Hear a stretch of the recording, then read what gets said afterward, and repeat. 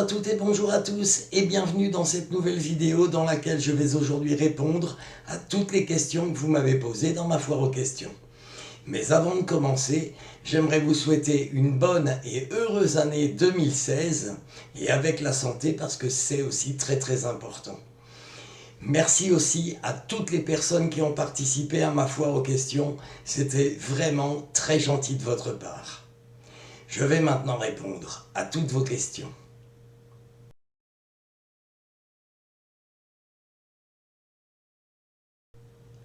Alors le pseudo que j'utilise sur le net, c'est tout simplement l'anglicisation de mon nom de famille. Je m'appelle Frichet, F-R-I-C-H-E-T. J'ai juste changé le i et j'ai mis 2 e, ça fait Free Chet en anglais. Et voilà, c'est juste l'anglicisation de mon nom.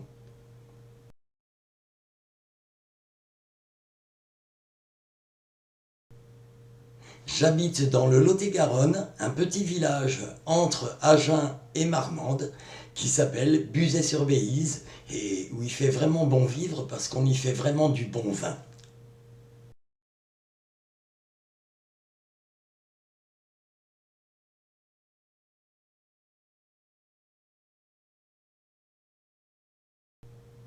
Alors je joue de la guitare depuis l'âge de 10 ans, donc ça fera 45 ans cette année. Je ne joue pas de morceaux de Marcel Dady parce qu'on m'a jamais demandé d'en jouer, j'ai jamais eu l'occasion dans ma carrière de pouvoir en jouer. J'ai joué surtout avec des groupes de rock'n'roll et des groupes dans lesquels on faisait du Elvis Presley et pas mal de chansons country américaines. Alors par contre, j'ai appris le fingerpicking avec un professeur à Strasbourg qui s'appelle Gilles Charlois, alias Buffalo Gilles. D'ailleurs, le lien de sa chaîne est juste en dessous dans la description. Je ne suis jamais allé aux États-Unis, hein, donc là, vraiment pas de problème. Je joue encore professionnellement dans un orchestre de la région de Périgueux. Hein, et j'ai joué pour un saxophoniste de ma région en studio sur son disque. Je lui ai fait les accompagnements de guitare et quelques solos. Oui, j'aime la cartomagie. Oui, je vais faire des vidéos avec les cartes. D'ailleurs, j'ai déjà commencé. Si tu veux, tu peux aller voir. Il y a quelques vidéos déjà avec les cartes.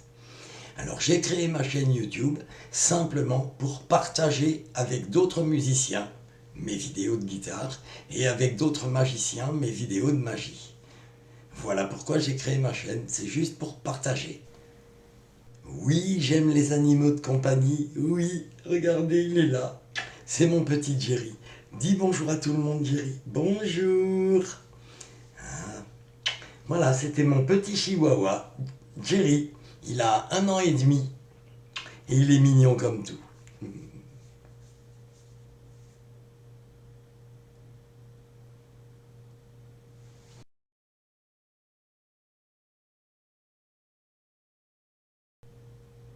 Alors j'ai commencé la magie assez tardivement, en 1998.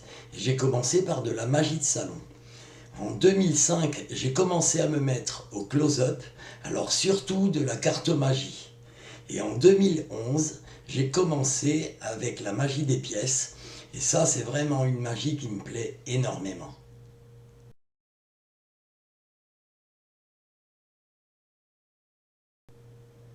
Alors j'avais envie de me mettre à la magie bien avant 1998, bien sûr.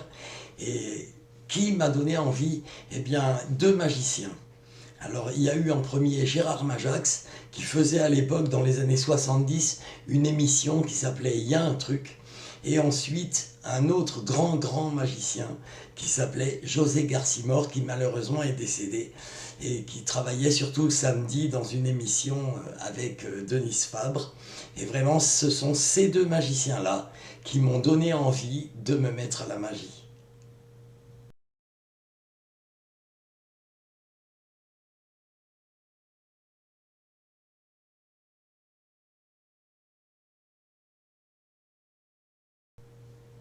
Alors, je n'ai jamais eu l'occasion de jouer du Pink Floyd. Donc, malheureusement, je ne joue aucun morceau de Pink Floyd. Bien sûr, je connais les Pink Floyd et je pense que si je travaillais un petit peu sur certains morceaux, j'arriverais sûrement à les jouer. Alors, quand j'ai ouvert ma chaîne en 2007, Je ne parlais pas encore d'abonnés, je savais même pas que les gens pouvaient s'abonner à ma chaîne. Simplement, j'avais ouvert ma chaîne pour y poster quelques cours de guitare et pour y partager mon savoir à la guitare et quelques-unes de mes interprétations. Donc je n'ai jamais souhaité avoir 150 000 abonnés. Hein, moi je ne cherche pas ça, je cherche simplement à partager. Alors mon youtubeur préféré, c'est Bruce Benamran. Il a créé la chaîne Y Penser, il fait de la vulgarisation scientifique et grâce à lui, j'ai compris plein de choses qui jusqu'alors étaient complètement abstraites pour moi. Franchement, si vous aimez la science, allez voir sa chaîne. Le lien est en dessous, dans la description. Alors je n'ai pas à proprement parler de magiciens préférés. Hein. Par exemple, sur scène, j'aime bien Lance Burton, Jeff McBride, Kevin James. En France, dans les magiciens qui font du close-up, j'aime bien Gaëtan Bloom, Dominique Duvivier, Jean-Pierre Valarino. Tous ces magiciens ont leur spécificité à eux et j'essaye de m'en inspirer pour créer ma propre magie. Alors le magicien bleu pour le tour que tu me demandes, si je peux donner l'explication, sache que c'est un tour qui a été fait par Miss Magie pour un concours sur la chaîne de William Terès et que l'explication de ce tour, si tu la veux, est sur la chaîne de William Terès. Le lien est en dessous dans la description.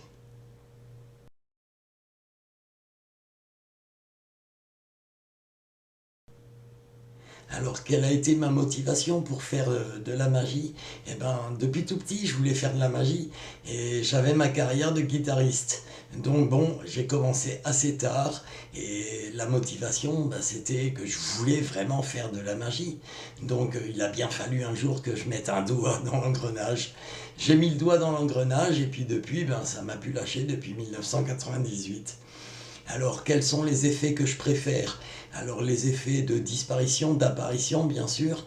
Certains effets de change qui sont vraiment spectaculaires. Ensuite, des effets de pénétration, des effets de lévitation. Alors, comme tu le vois, il y a plein de familles d'effets qui me plaisent vraiment beaucoup.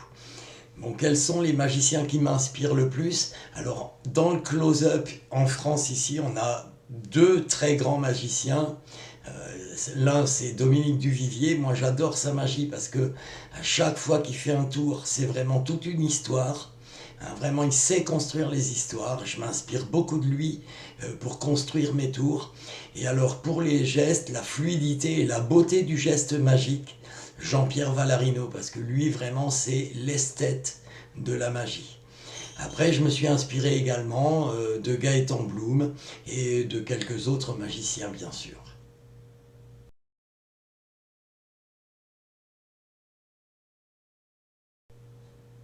Alors, qu'est-ce qui m'a dirigé plus vers les pièces que vers la cartomagie? Je fais aussi de la cartomagie, mais c'est vrai que les pièces, j'aime vraiment beaucoup. Alors, le bruit des pièces, moi j'aime bien le bruit des pièces, le matériel qu'on utilise pour faire de la magie des pièces. Ensuite, le fait que l'argent, les pièces, les gens s'en servent au quotidien. Un jeu de cartes, les gens s'en servent pas vraiment au quotidien. L'argent, ça les touche de près. Et dès qu'on fait des tours avec de l'argent, j'ai remarqué que les gens, ben, ils étaient plus attirés. Hein, bon, les tours de cartes sont légion, même sur YouTube, vous le voyez tous les jours, il y a plein de cartomagie et pratiquement pas de tours de pièces. Donc c'est dommage, moi je trouve que c'est dommage parce que la magie des pièces, c'est une magie vraiment très intéressante à travailler.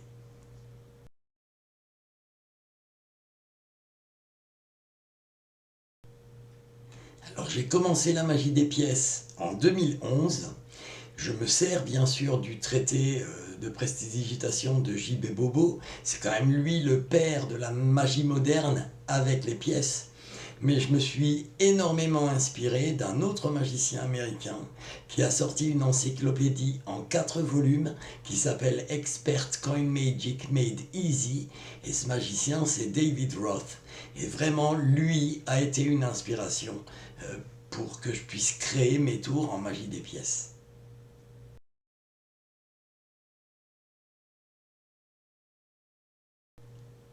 Alors ma discipline favorite dans la magie, c'est le close-up.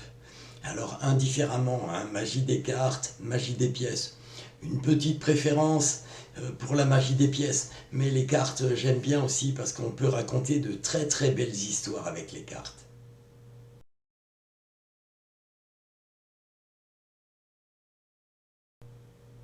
Alors je ne suis pas professionnel de la magie, par contre je suis professionnel de la musique, à la guitare.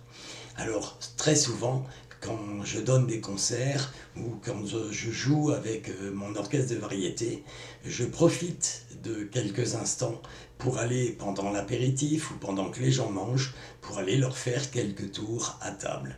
Hein, mais je ne suis qu'un amateur. Alors un amateur certes éclairé, mais un amateur.